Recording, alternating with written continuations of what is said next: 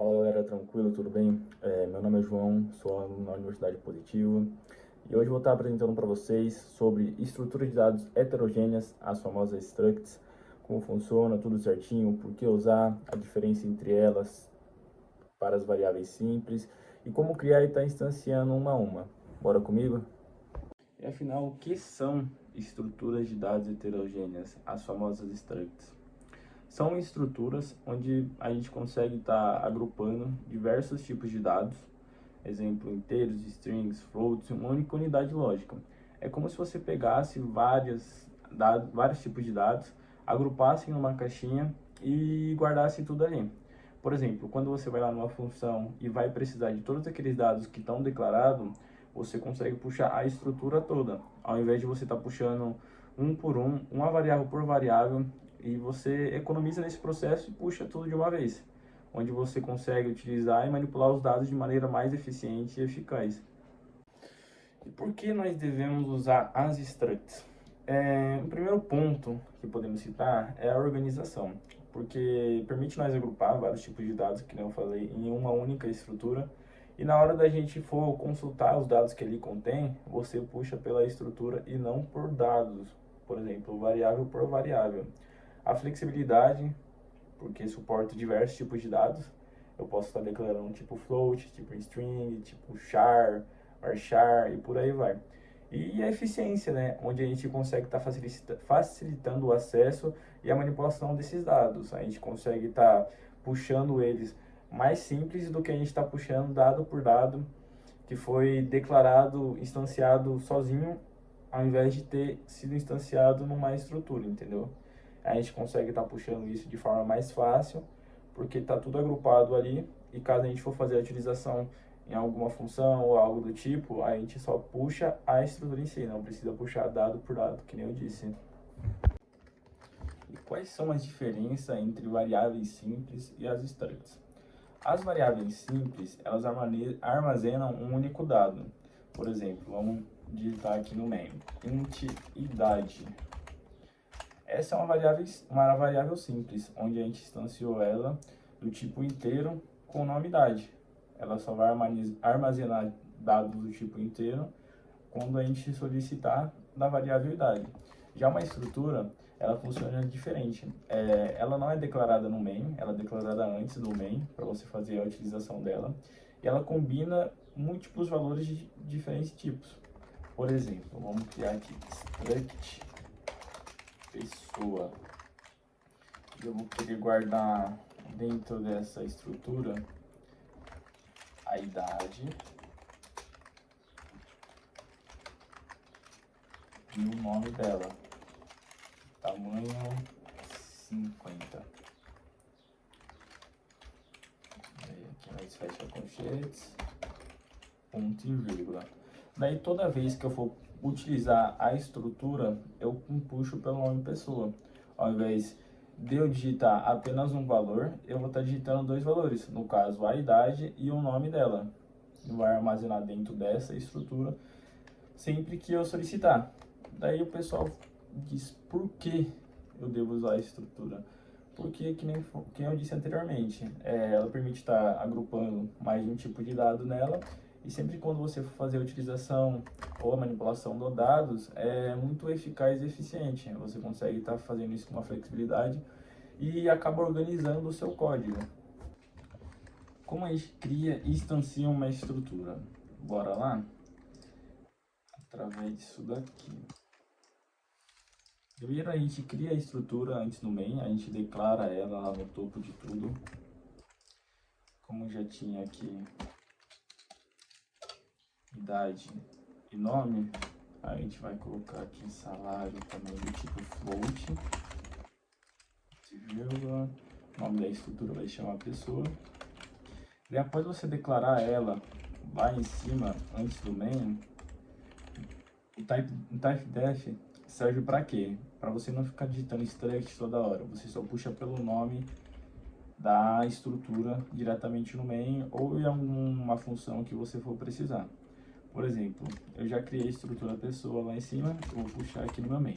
Eu coloco o nome da estrutura, daí a estrutura vai puxar automaticamente. Mas, por exemplo, eu quero guardar na pessoa 1. Coloquei P1 aqui, coloquei um igual e abri colchetes. Daí vamos lá. Primeiro tipo de dado que está me pedindo é a idade. Eu vou estar digitando a idade, coloco vírgula e vou para o próximo tipo de dado. Está me pedindo um nome do tipo char. Todas as variáveis que for do tipo char são obrigatoriamente você tem que colocar entre aspas, porque senão o programa não identifica. Eu vou estar colocando o João aqui, fecho aspas, vírgula, e está pedindo para mim colocar o salário do tipo float. Vou colocar aqui 2.000.20 aqui, e daí a gente fecha com shades e ponto e vírgula. Daí assim automaticamente a gente acabou de instanciar uma estrutura. Vamos lá, agora a gente vai estar passando structs por funções, dentro de funções, né? Há duas maneiras a gente está fazendo isso, por valor ou referência. Vamos dar uma olhadinha aqui, eu já tinha feito um código aqui, que nem já tinha instanciado isso aqui anteriormente, mas eu complementei com o código que eu já tinha feito, para a gente continuar aqui. Primeiro vamos mostrar a passagem por valor. O que seria a passagem por valor? Onde a função recebe uma cópia da estrutura original, ou seja, qualquer alteração que seja feita naquela função não afeta nenhuma estrutura do código original que foi passado. Por exemplo, lá no main a gente declarou aqui que pessoa tem a idade 20, o nome João, salário 2.000, sexo masculino, esse e-mail pessoal, certo? Essa cópia que a gente está fazendo para a função void mostra pessoa, por exemplo, se a gente faz qualquer alteração aqui dentro, não vai influenciar em nada no código main. Por quê? A gente está passando apenas por valor e a gente não está retornando nada. Agora, no caso de passagem por referência, tudo que a gente passa para lá, a gente quer obter como retorno uma atualização. Por exemplo, tudo que a gente modificar lá, pode modificar diretamente no código original, no código main.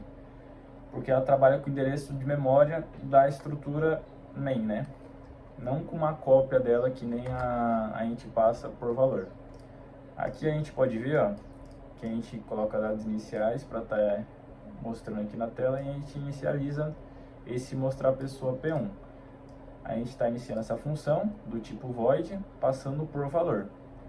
Automaticamente, quando entra aqui no código, ó, a gente consegue visualizar que todos os printf está puxando os dados que foi instanciado naquela estrutura lá. Daí está puxando nome, idade, salário, sexo, endereço de e-mail, o tipo do e-mail. No entanto, que se a gente dá um F5 aqui para rodar, vai estar puxando todos os dados que ele tem armazenado. Ó.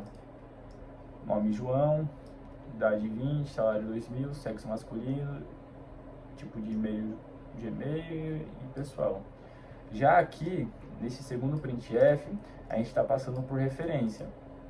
No entanto, que aqui no printf nosso a gente está escrito até atualizando o salário, a gente está atualizando o salário em si. A gente está passando aqui o P1 com esse e-comercial que está referenciando essa estrutura e o valor que a gente gostaria de atualizar, o valor do salário, né?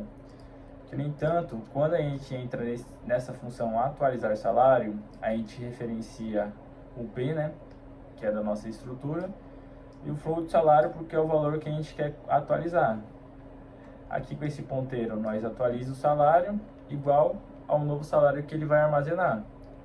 A gente lançou um printf aqui para ver se realmente foi atualizado o salário, se gravou tudo certinho, para ver o que ele retorna para nós no main.